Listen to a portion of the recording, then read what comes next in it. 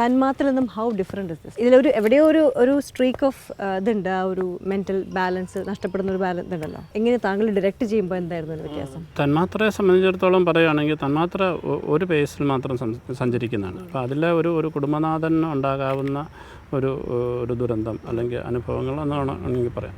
ഇത് പക്ഷേ ഇയാളുടെ ഓരോ സീക്വൻസിലും വ്യത്യസ്തമായ തരത്തിൽ പ്രതികരിക്കുന്ന ഒരാളാണ്. അപ്പം അതിൻ്റെ അതുകൊണ്ട് തന്നെ വേരിയേഷൻസ് ആ ശിവൻകുട്ടിയിൽ ഒരുപാട് വേരിയേഷൻസ് പല തരത്തിലുള്ള നായകൻ്റെയും പ്രതിനായകൻ്റെയും ഒക്കെ സ്വഭാവത്തോടുകൂടി വരുന്നത്. അതിൽ ഏറ്റവും ഇതായിട്ട് കഴിഞ്ഞാൽ ഈ രണ്ടുപേരെ കൂട്ടിക്കൊണ്ട് പോവുകയാണ് കൊല്ലാനായിട്ട്. അപ്പം കൊല്ലാൻ കൊണ്ടുപോകുന്ന ഒരാളുടെ മനസ്സ് എന്ന് പറയുന്നത് ഏതൊക്കെ തലത്തിൽ കൂടെ സഞ്ചരിക്കണം എന്നുള്ള അത്തരത്തിലൊരു നമ്മുടെ ഒരു സിനിമയിൽ കാണാത്തൊരു സാഹിത്യം അതിൻ്റെ അകത്തുണ്ട്. താങ്കളുടെ ഗുരുക്കന്മാരായിട്ടുള്ള പത്മരാജനാണെങ്കിലും ലോഹിദാസ്, ഇവരുടെ കൂടെ വർക്ക് ചെയ്ത സമയത്ത് ഉണ്ടായതൊരു എക്സ്പീരിയൻസ് ഉണ്ടല്ലോ. അങ്ങനെ സ്വന്തമായിട്ട് പടം ചെയ്തു തുടങ്ങിയപ്പോൾ എന്തായിരുന്നു ലേണിംഗ്, എന്തായിരുന്നു അൺലേണിംഗ്?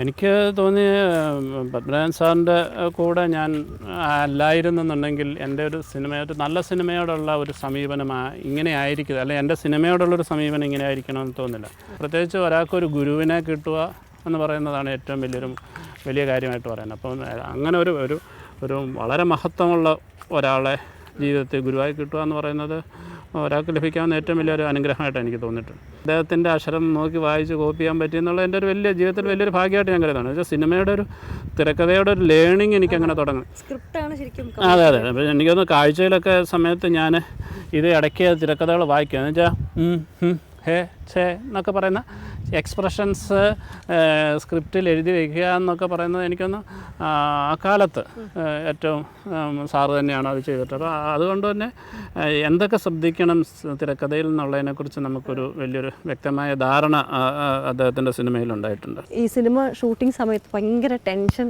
അനുഭവിക്കുന്ന ഒരാളല്ലേ? എനിക്ക് യുദ്ധം പോലെയാണ് സിനിമ.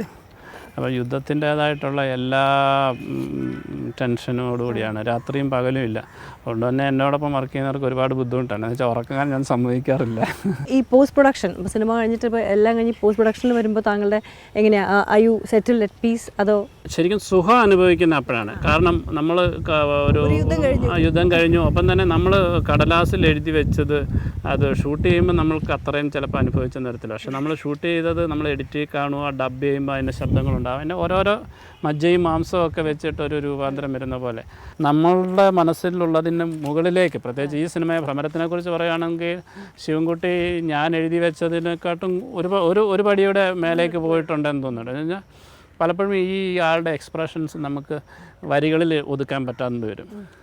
അയാളുടെ കണ്ണുകൾ ചിമ്മുന്നത് അല്ലെങ്കിൽ പാതി നോട്ടം എന്നൊക്കെ പറഞ്ഞുകൊണ്ട് അല്ലാണ്ട് അതിനപ്പുറമായിട്ട് വാക്കുകളിലൂടെ നമുക്ക് എഴുതി വെക്കാനായിട്ട് ഒരുപാട് പ്രയാസം. അപ്പം ഞാൻ സാധാരണ അങ്ങനെ എഴുതി വെക്കാൻ ശ്രമിക്കാറുണ്ട്. അതുപോലെ എനിക്ക് കിട്ടിയിരിക്കുന്ന സാറിൽ നിന്നാണ്. ഇത്രയും നല്ല ഡയറക്ടേഴ്സിൻ്റെ കൂടെ വർക്ക് ചെയ്തിട്ട് പിന്നീട് ഒരു അൺലേണിങ് എന്തായാലും സ്വന്തമായിട്ട് പടം ചെയ്യുമ്പോൾ ഇത് വേണ്ട, എൻ്റെ ഒരു ബ്ലെസ്സി ടച്ച് എന്താണ്? അത് ഞാൻ വീണ്ടും സാറിനെ തന്നെയാണ് പറയുന്നത്, പത്മനാഭ സാറിനെ തന്നെയാണ് പറയുന്നത്. കാരണം എൻ്റെ അടുത്ത് ഞാൻ അദ്ദേഹത്തിനോടൊപ്പം വർക്ക് ചെയ്യുമ്പോൾ മറ്റ് ചില ഡയറക്ടേഴ്സിൻ്റെ കൂടെ വർക്ക് ചെയ്യാനായിട്ട് പോകുന്ന സമയത്തൊക്കെ അനുവാദം ചോദിക്കുന്ന സമയത്ത് എൻ്റെ അടുത്ത് പറയാറുണ്ട്, നീ ഇതിൻ്റെ ഒരു തൊഴിലാളിയാവില്ലേ?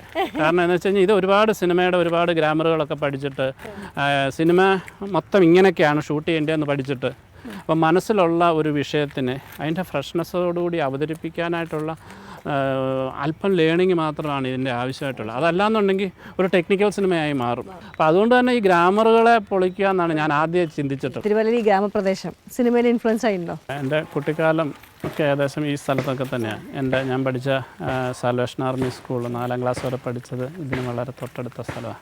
പക്ഷേ ഇപ്പോൾ ഗ്രാമം എല്ലാ നാട്ടിൽ മാറിയ പോലെ ഇവിടെയും മാറിയിട്ടുണ്ട്. അന്ന് സ്കൂളിൽ പഠിക്കുമ്പോൾ പോയി കാണാൻ ദീപ തിയേറ്റർ ഇപ്പോഴും ഉണ്ടോ? ദീപ തിയേറ്റർ ഇല്ല, അതിപ്പം നിർത്തിയിട്ടൊരു കൊമേഴ്സ്യൽ ഓഡിറ്റോറിയം ഒക്കെ ആക്കാനായിട്ട്. ആ കാലത്ത് 2 സിനിമ നമ്മൾ കാണിരുന്ന ഒരാഴ്ച ഞാൻ വായിച്ചിട്ടുണ്ട്. അതെ, ഇവിടെ 2 തിയേറ്റർ ഉണ്ടായിരുന്നു. അന്ന് നടക്കുന്നത് ഈ ഒരു വഴിയിൽ കൂടെ ആയിരുന്നു. ഞാനും എൻ്റെ പെങ്ങളും കൂടെ ശനിയാഴ്ച ഇതുപോലെ ഉച്ചയ്ക്ക് ഇങ്ങനെ നടന്ന് ഇതിലെ കണ്ടത്തിൽ കൂടെ കയറി ആണ് CVM എന്ന് പറഞ്ഞൊരു തിയേറ്ററുണ്ട്. അപ്പോൾ അവിടെ ഒരു സിനിമ കാണും. ദീപ പിന്നെ വീടിനടുത്തായതുകൊണ്ട് വർഷവും കാണാൻ പറ്റും. മാറ്റിനി അവിടെ കാണും, വർഷവും ഇവിടെ കാണും. ആദ്യകാലത്ത് അങ്ങനെ എന്താവണം, ഡോക്ടർ ആവണം, എഞ്ചിനീയർ ആവണം എന്ന് ചോദിക്കുമ്പോൾ ഫിലിം ഡയറക്ടർ ആവണം. അന്നേ എവിടെയോ ഒരു തിരിച്ചറിവുണ്ടായിരുന്നു, ഡയറക്ടറാണ് ഒരു സിനിമയുടെ ഒരു ക്യാപ്റ്റൻ എന്നൊക്കെ. അച്ഛൻ നേരത്തെ മരിച്ചു പോയോണ്ട് അങ്ങനെ വീട്ടിലെ റെസ്പോൺസിബിലിറ്റീസ് കൂടുതലുണ്ട്, അങ്ങനത്തെ ഒരു ഇല്ലില്ല, എനിക്കൊന്ന് അച്ഛൻ വളരെ ചെറുപ്പത്തിൽ മരിച്ചതുകൊണ്ട് ഞാൻ വീട്ടിൽ 6ാമത്തെ ആളാണ്. അപ്പം അച്ഛനെ കണ്ട ഓർമ്മകളില്ലാത്തതുകൊണ്ട് എനിക്കൊന്ന് അമ്മ ഒരുപാട് സ്നേഹം തന്നിരുന്നു. അപ്പോൾ ആ സ്നേഹം ഇച്ചിരി കൂടുതലായിപ്പോയി ചിലപ്പോഴും. ഞാൻ കളിക്കാൻ വിടത്തില്ല, അങ്ങനെ അമ്മ കാണാതെ കത്ത് കളിക്കാൻ. അപ്പം അങ്ങനെ ഒരുപാട് കെയർ ചെയ്തിരുന്നു എന്നുള്ളത്, അത് സ്നേഹമായിരുന്നു എന്നുള്ളത് നമ്മളിപ്പോഴാണല്ലോ തിരിച്ചറിയുന്നത്. അപ്പം അങ്ങനെ ഒരുപാട് അമ്മ 6ാമനെ ഒരുപാട് കരുതിയിരുന്നു. അന്ന് നിങ്ങൾ എത്ര ബ്രദേഴ്സ്, എത്ര സിസ്റ്റേഴ്സ് ആയിരുന്നു? എനിക്ക് ഒരു ബ്രദറും 4 സിസ്റ്റേഴ്സും. ഓക്കെ, താങ്കൾ 6ാമത്തെ. അപ്പോൾ എങ്ങനെ അന്ന് ഈ സിനിമ കുറച്ച് കാലം മുമ്പ് ഇങ്ങനെ ഫിലിം ആഗ്രഹം കൂടി വരുമ്പോൾ എല്ലാവരും പറയാറില്ലേ ചെയ്യണ്ട പോണ്ട, അതൊരു അന്ന് എനിക്കൊന്നും അത്രയൊന്നും വിചാരിച്ചിട്ടില്ല. എനിക്കൊന്നും അന്ന് ഞാൻ സിനിമ കാണുന്നതിൻ്റെ എൻ്റെ ഒരു കൂട്ടാളി എന്ന് പറഞ്ഞാൽ എൻ്റെ ഇളയ പെങ്ങളാണ്, എൻ്റെ നേരെ മൂത്ത പെങ്ങളാണ്. അപ്പം സിനിമ കാണുക, അന്ന് ഈ പാട്ടുപുസ്തകമൊക്കെ ഉണ്ടല്ലോ, സിനിമ തിയേറ്ററിൽ കിട്ടുക, പാട്ടുപുസ്തകം കൊണ്ടുവരിക, ശനിയാഴ്ച വൈകിട്ടൊക്കെ ഇരുന്ന് പാട്ട് പാടുക, ഡാൻസ് കളിക്കുക. എനിക്കൊന്ന് 10ാം ക്ലാസ്സിലൊക്കെ പഠിക്കുമ്പോൾ ഞാൻ ഡാൻസ് പഠിക്കണമെന്നൊക്കെ ആഗ്രഹിച്ചിരുന്നു. പക്ഷേ എൻ്റെ പെങ്ങന്മാരെ പറഞ്ഞാൽ ഡാൻസ് കളിച്ചാൽ നീ പെണ്ണുങ്ങളുടെ ടൈപ്പ്, പ്രത്യേകിച്ച് പേരിനും ഉണ്ടല്ലോ ഒരു ഇളയ ആളെന്നുള്ള രീതിയിൽ അവരൊക്കെ ഒരു അമ്മയുടെ ഒരു സ്ഥാനത്ത് നിന്ന് ചെയ്യുന്നത്. അപ്പോൾ അതുകൊണ്ട് എപ്പോഴും നല്ല കുളിപ്പിച്ച് വൃത്തിയായിട്ട് നല്ല ഡ്രസ്സൊക്കെ എടുത്ത് മുടിയൊക്കെ ചെയ്യും. അപ്പോൾ അങ്ങനെ ആ കാലത്തൊക്കെ അങ്ങനത്തെ ഒരു കെയറായിരുന്നു. പക്ഷേ എനിക്ക് തോന്നുന്നു ഗ്രാജുവേഷൻ പഠിക്കുന്ന സമയത്ത് ഞാൻ ഇവിടെ ഹോമിയോ മെഡിസിനോ മറ്റോ ഒരു അഡ്മിഷൻ കിട്ടി. അപ്പം എൻ്റെ 2ാമത്തെ സിസ്റ്റർ പറഞ്ഞു, നീ അതിന് പോകണ്ട, ആൾക്കാർ നിന്നെ കളിയാക്കി ഡോക്ടറെ എന്ന് വിളിക്കുക. ആ സമയത്ത് അതുപോലെ അന്ന് തന്നെ ഇപ്പോൾ ഇവിടെ ലൈബ്രറി, ഇപ്പോൾ തിരുവല്ലയിൽ തന്നെ അങ്ങനത്തെ ഒരു അപ്പോൾ വായനാശീലം ഞാൻ പ്രീ ഡിഗ്രി കഴിയുമ്പോഴാണ് ഒരു നല്ല വായനയിലേക്ക് എത്തുന്നത്. രാവിലെ എഴുന്നേറ്റ് പോകും ലൈബ്രറിയിൽ, സൈക്കിള് ചവിട്ടി ഇവിടുന്ന് കുറച്ച് 2-3 കിലോമീറ്റർ മാറി വെച്ച്. അപ്പോൾ എനിക്കൊന്നും ആ സമയത്ത് സിനിമയെക്കുറിച്ചുള്ള പുസ്തകങ്ങളൊക്കെ വളരെ കുറവാണ്. തോട്ടൻ രാജശേഖരൻ സാറിൻ്റെ സിനിമ സത്യവും വിദ്യയും എന്ന് പറഞ്ഞുകൊണ്ട് അതൊരു വലിയൊരു ബൈബിളിനേക്കാൾ വലിയൊരു പുസ്തകം. അത് തന്നയക്കത്തില്ല. അപ്പം ഞാൻ വാച്ച് വരെ ഊരി കൊടുത്തിട്ടുണ്ട്, എനിക്ക് ആ പുസ്തകം ഒന്ന് വീട്ടിൽ കൊണ്ടുവന്നത്. അപ്പോൾ അത് സമ്മതിക്കാഞ്ഞിട്ട് കോളേജിന് മുമ്പും കോളേജിന് ശേഷവും സ്ഥിരമായി ലൈബ്രറിയിൽ പോയി വായിക്കാറുണ്ട്.